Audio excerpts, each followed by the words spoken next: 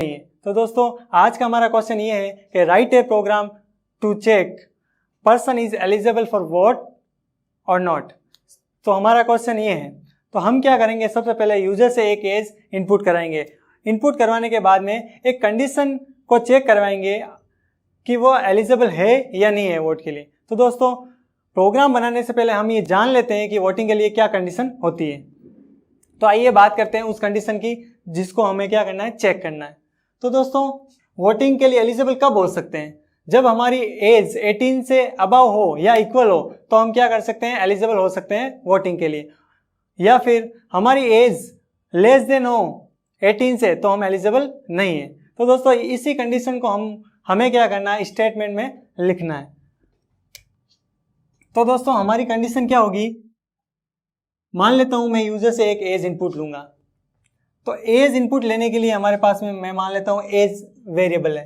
तो अगर किसी यूजर की age greater than equal to होती है 18 से तो वो एलिजिबल है वोटिंग के लिए। अगर यूजर की age greater than equal to 18 नहीं होती है तो वो एलिजिबल नहीं है वोटिंग के लिए। तो दोस्तों सिंपल सी कंडीशन है, आपको क्या करना है, एज को ग्रेटर देन इक्वल टू 18 करना है। अगर ये ट्रू होता है तो आप एलिजिबल फॉर वोटिंग हो, अगर नहीं होता है तो नॉट एलिजिबल हो। तो दोस्तों इस प्रोग्राम के लॉजिक को हम और अच्छी तरीके से समझ सकते हैं। तो समझने के लिए हम फ्लो चार्ट का यूज ले रहे हैं। तो आइए दोस्तों हम और अच्छी तरीके से कैसे समझ सकते हैं इस लॉजिक को। तो दोस्तों हमें क्या करना है, एज यूजर से इनपुट करवानी है सबसे पहले एज। फिर हमें क्या करना है, कंडीशन चेक करवानी है कि वो एज एलिजिबल है वोट के लिए या फिर नहीं है। तो कंडीशन हमने यहाँ पे डिस्कस कर ली। कंडीशन क्या है हमारे पास में, age greater than equal to 18। अगर यूजर द्वारा एज जो इनपुट की गई है वो ग्रेटर देन इक्वल टू हो जाती है 18 से, यानी कि कंडीशन ट्रू हो जाती है, तो हम क्या करेंगे, प्रिंट करा देंगे यू आर एलिजिबल। तो हम यहां पे प्रिंट करा देंगे यू आर एलिजिबल। अगर यहां पे यूजर द्वारा जो एज इनपुट की गई है वो 18 से बड़ी या बराबर नहीं है, यानी कि कंडीशन फॉल्स हो रही है, तो हम क्या करेंगे, यहां पे प्रिंट करा देंगे you are not eligible, you are not eligible.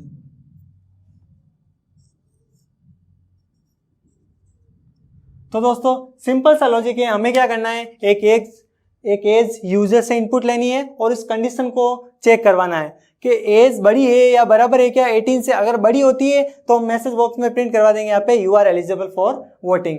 अगर एज बड़ी नहीं होती है 18 से, यानी छोटी होती है, तो हम क्या करेंगे, वहां पे प्रिंट करा देंगे you are not eligible for voting. तो दोस्तों प्रोग्राम का लॉजिक आई होप आपको समझ में आया होगा। अब हम क्या करते हैं, इस लॉजिक को प्रोग्राम में कैसे इंप्लीमेंट करना है उसके बारे में बात करते हैं। तो दोस्तों हमें क्या करना है, इस कंडीशन को प्रोग्राम में कोड करना है। तो हमें क्या करना है, इस प्रोग्राम में इसको कोड करना है। हमें क्या करना होगा, हमारे पास में एक कंडीशन है, दो स्टेटमेंट है। दो स्टेटमेंट कौन से हैं, एक तो ट्रू वाला स्टेटमेंट है और एक फॉल्स वाला स्टेटमेंट है। तो अगर हमारे पास में एक कंडीशन और दो स्टेटमेंट है तो वहां पे अपन यूज कर सकते हैं इफ एल्स का। तो दोस्तों इस प्रोग्राम में मैं इफ एल्स का यूज लेके ये प्रोग्राम कोड करने वाला हूं। तो दोस्तों आइए स्टार्ट करते हैं प्रोग्राम कि हम कैसे एलिजिबल फॉर वोट के लिए प्रोग्राम लिख सकते हैं। तो दोस्तों मैं सबसे पहले यहाँ पे प्रोग्राम किस पर्पज के लिए बनाया जा रहा है उसके लिए मैं यहाँ पे एक सिंगल लाइन कमेंट का यूज कर रहा हूँ। तो मैंने यहाँ पे इसको सिंगल लाइन बना दिया और सिंगल लाइन में मैंने लिखा यहाँ पे write a program in C to check person eligible for voting और नॉट। तो इसके लिए मैं प्रोग्राम लिखने वाला हूँ। उसके बाद में मैं क्या करूंगा, यहाँ पे हेडर फाइल को इंक्लूड करूंगा। तो मैंने यहाँ पे पहली हेडर फाइल इंक्लूड की है, हैज इंक्लूड stdio.h। तो दोस्तों हमने ये इस हेडर फाइल को क्यों इंक्लूड किया है, क्योंकि इस प्रोग्राम में हम printf और scanf फंक्शन का यूज करने वाले हैं, इसलिए हमें ये प्रोग्राम के स्टार्टिंग में इंक्लूड करनी पड़ेगी। उसके बाद में दूसरी हेडर फाइल मैं यूज कर रहा हूं यहाँ पे हैज इंक्लूड conio.h, यानी कि console input output header file मैं प्रोग्राम में इसलिए इंक्लूड कर रहा हूं क्योंकि हम क्लियर स्क्रीन और गेट सीएस फंक्शंस प्रोग्राम में यूज करने वाले हैं और उन फंक्शंस की डेफिनेशंस इस नाम की हेडर फाइल के अंदर स्टोर है, इसलिए मैं यहाँ पे इसको प्रोग्राम की स्टार्टिंग में इंक्लूड कर रहा हूँ। उसके बाद में यहाँ पे मैं लगाता हूँ वॉइड मेन फंक्शन, यहाँ पे मैं कर्ली ब्रेसेस से इसको स्टार्ट करता हूँ। उसके बाद में मुझे क्या करना है, एक एज इनपुट करवानी है यूजर से। इनपुट एज करवाने के लिए मुझे एक वेरिएबल की जरूरत होगी और वेरिएबल का नाम मैं यहाँ पे ले रहा हूँ एज। आप कोई दूसरा नाम भी इसका यूज कर सकते हो। तो मैं यहाँ पे एक एज नाम का एक वेरिएबल डिक्लेयर करा रहा हूँ जो कि एक इंटीजर टाइप की वैल्यू लेगा। तो मैंने यहाँ पे लिख दिया इंट एज, सेमीकोलन से इस लाइन को मैंने टर्मिनेट कर दिया। उसके बाद में मैं क्या करता हूँ, यहाँ पे क्लियर स्क्रीन फंक्शन लगाता हूँ जो कि प्रीवियस प्रोग्राम के आउटपुट को क्लियर करने का काम करेगा। तो मैंने यहाँ पे यूज कर लिया CLR सेमीकोलन। उसके बाद में मेरा पहला काम क्या होगा, यूजर से एज इनपुट करवाना। तो यूजर से एज इनपुट करवाने के लिए मुझे क्या करना पड़ेगा, प्रिंटफ और स्कैनफ का यूज करना पड़ेगा। तो मैं यहाँ पे लिखता हूँ प्रिंटफ के अंदर प्रिंटफ एंटर योर एज।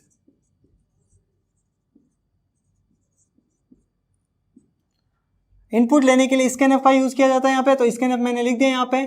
फिर हमारे पास में एज जो वेरिएबल है वो इंटीजर टाइप का है, तो इंटीजर टाइप का इसलिए मैं यहाँ पे फॉर्मेट स्पेसिफायर यूज लूंगा %d, फिर मैं यहाँ लगाऊंगा m%एज। तो दोस्तों इसी प्रकार हम एज को इनपुट करवा सकते हैं। उसके बाद में हमें क्या करना पड़ेगा, जो एज यूजर ने इनपुट करवाई है वो हमें चेक करवानी है। चेक करवाने के लिए हम यहाँ पे यूज करें इफ एल्स स्टेटमेंट का। तो दोस्तों हम लिखते हैं यहाँ पे इफ एल्स स्टेटमेंट। तो मैं यहाँ पे लिख देता हूं if age greater than equal 18। अगर एज जो यूजर ने इनपुट की है वो ग्रेटर देन इक्वल टू हो जाती है 18 से, तो हम प्रिंटफ में यहाँ पे प्रिंट करवा देते हैं you are eligible for voting. तो दोस्तों अगर ये कंडीशन ट्रू होती है तो हमारे पास में प्रिंट होगा you are eligible for voting. अगर ये कंडीशन फॉल्स होती है तो इसके एल्स वाले ब्लॉक में हम लिखते हैं यहाँ पे प्रिंटफ के अंदर printf you are not eligible for voting. तो दोस्तों हमने क्या किया, इफ एल्स स्टेटमेंट का यूज करके यहां पे कंडीशन लिखी है। कंडीशन क्या लिखी है, अगर if age greater than equal to 18 then print you are eligible for vote, otherwise print you are not eligible for voting.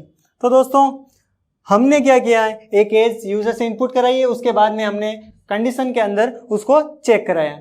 उसके बाद में हम क्या करेंगे दोस्तों, मैं यहां पे लगा देता हूं गेटचेज फंक्शन। गेटचेज फंक्शन हम क्यों यूज करते हैं दोस्तों, क्योंकि हम ये चाहते हैं जो आउटपुट वाली विंडो है वो हमारे सामने ओपन हो, तो इसलिए हम क्या करेंगे, गेटचेज फंक्शन का यूज करेंगे। फिर यहाँ पे मैं मेन की डेफिनेशन क्लोज कर देता हूं कर्ली ब्रेसेस क्लोज से। दोस्तों इस प्रोग्राम को लिखने के बाद में हमें क्या करना होगा, इस फाइल को सेव करना होगा। सेव करने के लिए हमारे पास में एडिटर में शॉर्टकट की होता है F2, तो सेव हम F2 से कर देंगे यहाँ पे।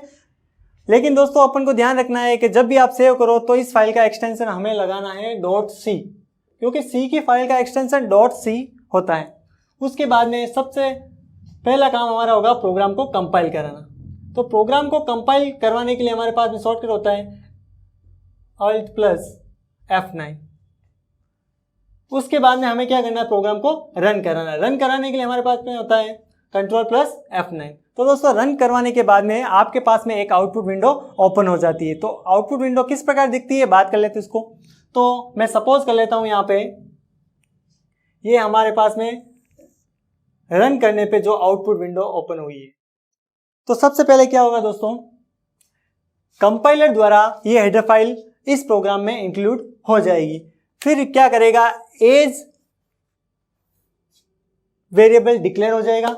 उसके बाद में प्रीवियस प्रोग्राम का जो आउटपुट है वो क्लियर स्क्रीन फंक्शन से क्लियर हो जाएगा। उसके बाद में हमारे सामने लिखा हुआ आएगा एंटर योर एज। तो मान लेता हूं यहां पे लिखा है एंटर योर एज। फिर हमें क्या किया, इस एज में वैल्यू इनपुट की। मान लो मैं यहां पे वैल्यू इनपुट कर रहा हूं 20। तो यहाँ पे 20 वैल्यू इनपुट की, तो एज नाम के वेरिएबल के अंदर क्या चला गया 20। तो यहाँ पे आ गया, सपोज कर लेता हूँ 20। तो 20 ग्रेटर देन इक्वल टू है क्या 18 से, तो यहाँ पे क्या हो रही है, ये कंडीशन ट्रू हो रही है। जैसे ही कंडीशन ट्रू होती है, जो इफ का जो ब्लॉक होता है वो एग्जीक्यूट होता है। तो इफ के ब्लॉक में क्या लिखा हुआ है, you are eligible for voting. तो हमारे पास में मैसेज प्रिंट हो जाएगा, you are eligible for voting.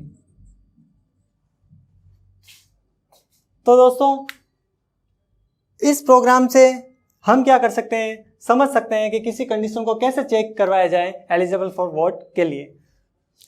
अब मैं केस 2 की बात करता हूं।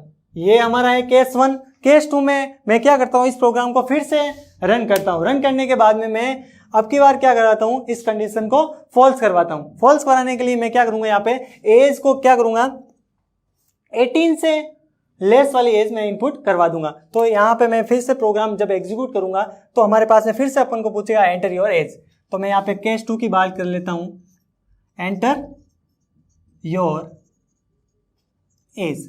तो हमने यहाँ पे 16, मानो यहाँ पे 16 इनपुट करवाया एज के अंदर। तो जैसे ही हमने 16 इनपुट कराया तो यहाँ पे क्या आ गया दोस्तों 16। तो 16 बड़ा है या बराबर है क्या 18 से, तो यहाँ पे कंडीशन फॉल्स हो रही है। जैसे कंडीशन फॉल्स होती है तो जो एल्स ब्लॉक है वो एग्जीक्यूट होता है, और एल्स ब्लॉक में क्या लिखा हुआ है, you are not eligible for voting. तो हमारे पास में मैसेज प्रिंट हो जाएगा, you are not eligible for voting. तो दोस्तों इस प्रोग्राम से हम समझ सकते हैं कि हम कैसे जज करें कि किसी यूजर की एज एलिजिबल है वोट के लिए या नहीं। तो सिंपल प्रोग्राम से हम इसको कोड कर सकते हैं। तो दोस्तों उम्मीद करता हूं आपको ये सिंपल प्रोग्राम समझ में आया होगा।